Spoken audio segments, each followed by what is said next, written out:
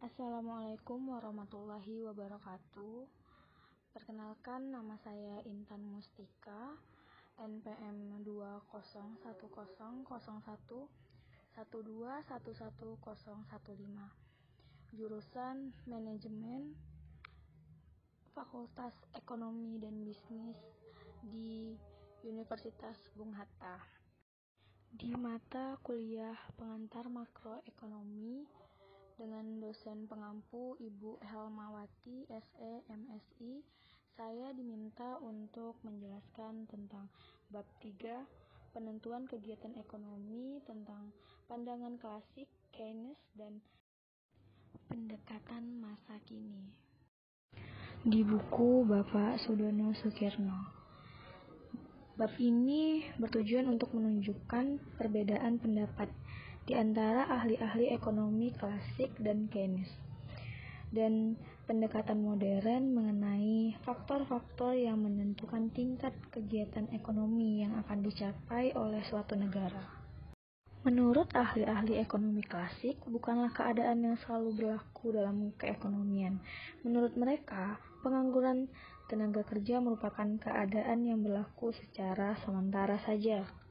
Disebabkan oleh perbedaan pendapat tersebut, maka sebelum membincangkan teori makroekonomi secara mendalam, sebaiknya kalau kita uraikan perbedaan pendapat di antara ahli-ahli ekonomi klasik dan Keynes mengenai pendapat tingkat kegiatan ekonomi negara. Pandangan ahli ekonomi klasik. Dalam suatu perekonomian yang diatur oleh mekanisme pasar, tingkat penggunaan tenaga kerja penuh akan selalu tercapai. Menurut pandangan ahli-ahli ekonomi klasik, pandangan ini didasarkan pada keyakinan bahwa dalam perekonomian tidak akan terdapat kekurangan permintaan. Apabila para produsen menaikkan produksi mereka atau menciptakan jenis-jenis barang yang baru, maka dalam perekonomian akan selalu terdapat permintaan terhadap barang-barang itu. Maka di dalam perekonomian pada umumnya tidak pernah berlaku kekurangan permintaan. Dengan perkataan lain, penawaran yang bertambah akan secara otomatis menciptakan pertambahan permintaan. Mekanisme pasar akan membuat penyesuaian-penyesuaian sehingga akhir jumlah produksi akan turun di sektor-sektor yang mengalami kelebihan produksi dan akan naik di sektor-sektor di mana permintaan terhadap produksi. Corak kegiatan ekonomi subsisten. Sektor perusahaan harus menggunakan faktor-faktor produksi untuk menghasilkan barang dan jasa. Keseluruhan pendapatan yang diterima oleh faktor-faktor produksi, yaitu gaji dan upah yang diterima tenaga kerja, bunga atau modal yang dipinjamkan, sewa yang diperoleh dari tanah dan harta, dan keuntungan pengusaha merupakan pendapatan dari rumah tangga. Di dalam perekonomian subsisten tidak terdapat penabungan. Ini berarti seluruh pendapat sektor rumah tangga akan dibelanjakan. Pendapatan yang mereka terima, yaitu seperti yang ditunjukkan oleh aliran 1, akan digunakan untuk membeli barang dan jasa. Karena sektor rumah tangga tidak menggunakan penabungan, pengeluaran sektor rumah tangga akan mengalami kenaikan yang sama besar dengan kenaikan nilai keseluruhan produksi, di mana keadaan pengeluaran sektor rumah tangga akan selalu sama dengan nilai barang dan jasa yang diproduksi dalam perekonomian itu pada waktu penggunaan tenaga kerja penuh tercapai, akan menjamin berlakunya tingkat penggunaan tenaga kerja penuh di dalam jangka panjang. Berikut corak kegiatan perekonomian modern. Tabungan akan dipinjam kepada para pengusaha dan mereka akan menggunakan tabungan itu untuk investasi, yaitu melakukan pembelian barang-barang modal. Ahli-ahli ekonomi klasik tetap berkeyakinan bahwa walaupun rumah tangga akan menabung sebagian dari pendapatan yang diperolehnya, kekurangan dalam permintaan tidak akan terjadi dalam perekonomian. Keyakinan itu didasarkan kepada pandangan yang pada hakikatnya mengatakan bahwa semua tabungan sektor rumah tangga yang tercipta pada tingkat penggunaan tenaga kerja akan digunakan oleh para pengusaha untuk investasi. Penentuan suku bunga. Setiap perubahan dalam suku bunga akan menyebabkan perubahan dalam tabungan rumah tangga dan permintaan dana untuk investasi perusahaan. Perubahan-perubahan dalam suku bunga akan terus-menerus berlangsung sebelum kesamaan di antara jumlah tabungan dengan jumlah permintaan dana investasi tercapai. Menurut pendapat mereka, keadaan seperti itu akan terjadi karena suku bunga menentukan besar tabungan maupun investasi yang akan dilakukan dalam perekonomian. Faktor yang menentukan suku bunga. Menurut ahli-ahli ekonomi klasik, keadaan keseimbangan di antara tabungan dan investasi yang sepertinya adalah keadaan yang selalu terjadi dalam perekonomian. Oleh karena itu, jumlah tabungan rumah tangga pada waktu perekonomian mencapai penggunaan tenaga kerja penuh akan selalu sama dengan jumlah seluruh investasi yang akan dilakukan oleh para pengusaha. Maka dalam perekonomian, pengeluaran agregat pada penggunaan tenaga kerja akan selalu mencapai tingkat yang sama dengan penawaran tenaga kerja penuh. Penyesuaian dalam pasar modal. Ahli-ahli ekonomi klasik yakni bahwa perubahan dalam suku bunga ini pada akhirnya akan menciptakan keadaan di mana tabung yang tercapai pada tingkat penggunaan tenaga kerja penuh adalah sama dengan investasi oleh perusahaan-perusahaan. Apabila suku bunga lebih tinggi dari R, misalnya R1, jumlah tabungan yang ditawarkan oleh rumah tangga adalah lebih besar daripada jumlah yang diinginkan diinvestasi para perusahaan. Sebaliknya pula, apabila suku bunga adalah lebih rendah dari R, misalnya R, permintaan para pengusaha terhadap tabungan adalah melebihi tabungan yang tersedia. Fleksibel suku bunga dalam kegiatan ekonomi. Ahli-ahli ekonomi klasik berpendapat dalam perekonomian akan selalu tercapai tingkat penggunaan tenaga kerja penuh oleh karena pengeluaran tenaga kerja penuh oleh karena pengeluaran agregat dan pencapaian tingkat penawaran agregat pada penggunaan tenaga kerja penuh. Keadaan itu akan tetap wujud karena kebocoran atau aliran keluar yang berlaku dari aliran pengeluaran sektor rumah tangga, yaitu tabungan, akan diimbangi oleh sentikan atau aliran masuk yang sama besarnya ke dalam aliran pengeluaran tersebut, yaitu investasi yang dilakukan oleh para pengusaha. Tujuannya agar semua permintaan yang terdapat dalam perekonomian dapat dipenuhi. Kemudian, fleksibel upah dan kegiatan ekonomi. Para pengangguran bersedia bekerja pada tingkat upah yang lebih rendah dari yang berlaku di pasar apabila dalam perekonomian terdapat pengangguran. Keadaan ini akan menimbulkan kegiatan-kegiatan yang akan menurunkan tingkat upah, akan memperluas tingkat kegiatan ekonomi. Di dalam analisis mereka, ahli-ahli ekonomi klasik berkeyakinan para pengusaha akan selalu mencari keuntungan yang maksimum. 2. Keuntungan maksimum akan dicapai pada keadaan di mana upah adalah sama dengan produksi fisik marginal. Penentuan tingkat kegiatan perekonomian, yaitu kemampuan sektor perusahaan dalam menghasilkan barang dan jasa sangat tergantung pada jumlah dan kualitas faktor-faktor perekonomian tersebut.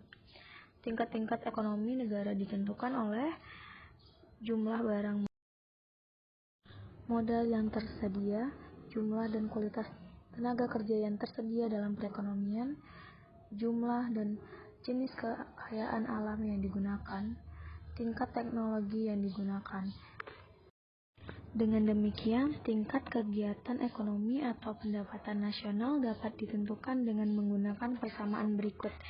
Y sama dengan F kali K LRT. Lanjut lagi, kelemahan pandangan klasik. Dalam teori Keynes, ditunjukkan bahwa tingkat kegiatan perekonomian tidak selalu mencapai tingkat kegiatan penggunaan tenaga kerja penuh. Menurut Keynes, sebaiknya yang selalu berlaku, yaitu perekonomian selalu menghadapi masalah. Pengangguran dan penggunaan tenaga kerja penuh jarang berlaku. Kenyataan bahwa suatu perekonomian dapat mengalami pengangguran dan kemerosotan perekonomian yang sangat buruk menimbulkan keraguan terhadap kebenaran keyakinan ahli-ahli ekonomi klasik yang berpendapat bahwa perekonomian selalu mencapai tingkat penggunaan tenaga kerja penuh, yang menyebabkan mereka mengabaikan analisis terhadap permintaan agregat yang wujud dalam perekonomian. Mereka sama sekali tidak membuat analisis tentang faktor yang menentukan tingkat permintaan agregat yang dicapai dalam perekonomian dan akibat dari perubahan-perubahan dan permintaan agregat kepada tingkat kegiatan ekonomi yang dicapai dan penggunaan tenaga kerja. Ahli-ahli ekonomi klasik lebih menumpukan perhatian pada analisis mengenai masalah produksi, yaitu mereka terutama menerangkan tentang cara menggunakan faktor-faktor produksi yang terbatas dengan efisien. Dengan perkataan lain, teori klasik lebih menekankan kepada analisis-analisis di segi penawaran. Kritik Keynes terhadap pandangan klasik. Keynes tidak menyetujui pandangan yang paling pokok dalam teori klasik, yaitu bahwa penggunaan tenaga kerja penuh akan selalu tercipta dalam perekonomian. Keynes berpendapat penggunaan tenaga kerja penuh adalah keadaan yang jarang terjadi, dan hal itu disebabkan oleh kekurangan permintaan agregat yang wujud dalam perekonomian. Berikut penentu tabungan dan investasi. Menurut Keynes, besarnya tabungan yang dilakukan oleh rumah tangga bukan tergantung kepada tinggi rendahnya suku bunga. Ia terutama tergantung kepada besar kecilnya tingkat pendapatan rumah tangga itu. Ini berarti, menurut pendapat Keynes, jumlah pendapatan yang diterima rumah tangga dan bukan suku bunga yang menjadi penentu utama dari jumlah tabungan yang akan dilakukan oleh rumah tangga.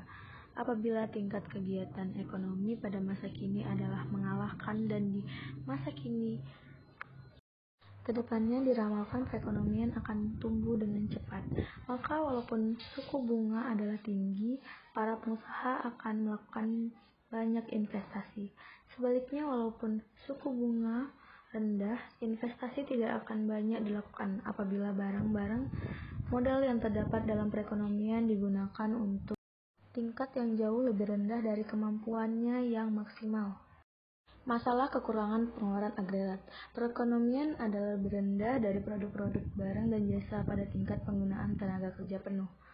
Kekurangan dalam pengeluaran agregat akan menimbulkan pengangguran dalam perekonomian. Perbedaan pandangan mengenai penentu tabungan. Pada pandangan klasik menyatakan McKinsey menurut pendapat Keynes, pada umumnya investasi yang digunakan oleh pra pengusaha adalah lebih kecil dari jumlah tabungan yang digunakan pada waktu dicapai tingkat penggunaan tenaga kerja penuh.